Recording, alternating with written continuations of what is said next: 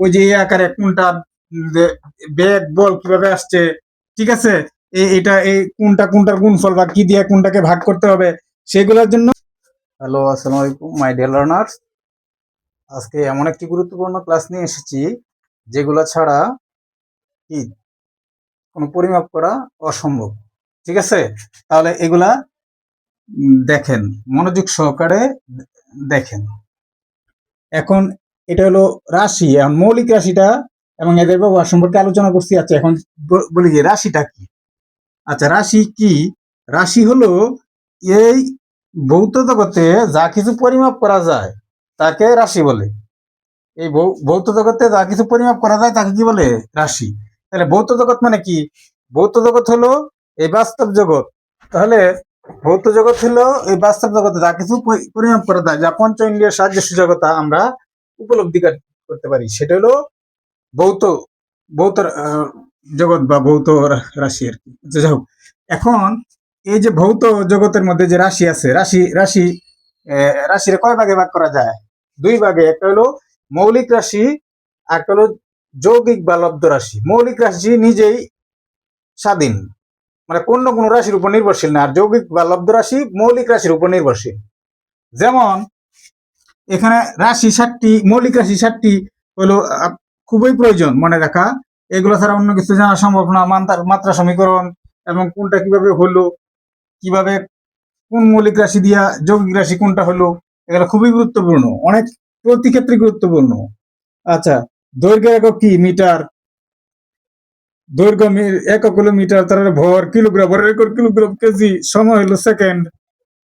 বৈদ্যুতিক একক হলো এম্পিয়ার, এ দিয়ে প্রকাশ করা হয়। প্রতি তাপমাত্রা একক কেলভিন, কে দিয়ে প্রকাশ করা হয়। পদার্থের পরিমাণ হলো মূল, এটাকে MOL দিয়ে প্রকাশ করা হয়। দীপন তীব্রতার একক হলো ক্যান্ডেলা, সিরি দিয়া প্রকাশ করা হয়।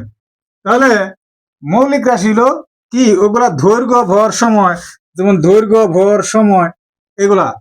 আর যৌগিক রাশি ছিল বেগ বল ক্ষেত্রফল ইত্যাদি। এখন এই দৈর্ঘ্যকে যদি মাত্রা সমীকরণের আকারে প্রকাশ করা হয়, তাহলে একটা নির্দিষ্ট দিক এল দিয়ে প্রকাশ করা হয়। আর ভরকে কি? এম দিয়ে প্রকাশ করা হয়।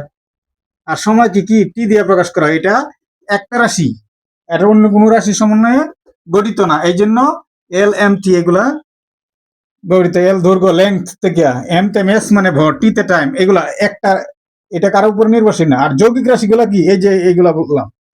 তারপরে যৌগিক রাশি হলো বেগ বল ক্ষেত্রফল ইত্যাদি। তাইলে এখন যদি বেগ বল ক্ষেত্রফল বের করি আমরা, এই যে মৌলিক রাশি লাগবে। বেগ মানে কি? দূরত্ব, দূরত্ব বা দৈর্ঘ্য, মানে নির্দিষ্ট দিকে একটা দৈর্ঘ্য বা দূরত্ব বা এই সময়। তাহলে এটাকে আমরা যদি মাত্রা সমীকরণের আকারে লিখি, দূরত্ব বাই দৈর্ঘ্য, টি তে কি? টাইম বা সময়, তখন এটাকে কি লেখা যাবে? এল টি ইনভার্স। যারা আমার সূচকের ক্লাসটা বুঝেন না, সূচকের ক্লাসটা দেখে আসেন। টি ইনভার্স এটাকে তৃতীয় বন্ধনীর মাধ্যমে প্রকাশ করা হয়। ঠিক আছে, এটা তৃতীয় বন্ধনীর মধ্যে প্রকাশ করে। টি ইনভার্স মানে ওটা পাওয়ারটা উপরে চলে গেছে, টি এর ওয়ান পাওয়ারটা। আচ্ছা, টি ইনভার্স। আচ্ছা, তাহলে এই দৈর্ঘ্য, এই যে এইগুলোর উপর নির্ভর করতেছে কি? যৌগিক রাশিগুলা, যৌগিক রাশিগুলা কি মৌলিক রাশির উপরে। এরপরে আবার ওগুলোর একক কি? এগুলা এগুলা কেন নেওয়া হয়েছে? এগুলারও হিস্ট্রি আছে, ওগুলো গিয়ে আর লাভ নাই। কারণ আর ফুট পাউন্ড সেকেন্ড ওগুলো তো FPS পদ্ধতি ছিল, এখানে আন্তর্জাতিক ভাবে স্বীকৃত এটা একটা পদ্ধতি। আর ওই যে তিনটা একটু দিয়ে রাখছি, এটা একটু বেশি প্রয়োজন হয়। মাত্রা সমীকরণ বা ওই যে এই আকারে কোনটা বেগ বল কিভাবে আসছে, ঠিক আছে, এটা এই কোনটা কোনটার গুণফল বা কি দিয়ে কোনটাকে ভাগ করতে হবে, সেগুলোর জন্য এগুলো একটু বেশি প্রয়োজন হয়। আর এগুলো তো লাগেই, প্রয়োজন লাগে। ঠিক আছে, তাহলে এখানে আমাদের যে কোনো রাশির কোনো কিছু জানার মহাবিশ্বে বা আমরা বাস্তব জগতে জানার জন্য এই রাশিগুলা কি খুবই প্রয়োজন প্রতি ক্ষেত্রে। যারা ক্লাসটা দেখবেন, দেখে ভালো করে সুন্দর করে কোথায় বুঝছেন কোথায় না বুঝছেন আমাকে কমেন্ট করবেন। আমি জিরো থেকে অ্যাডভান্সড লেভেল বা জিরো থেকে হিরো বানিয়ে দিই। ধন্যবাদ আপনাদেরকে।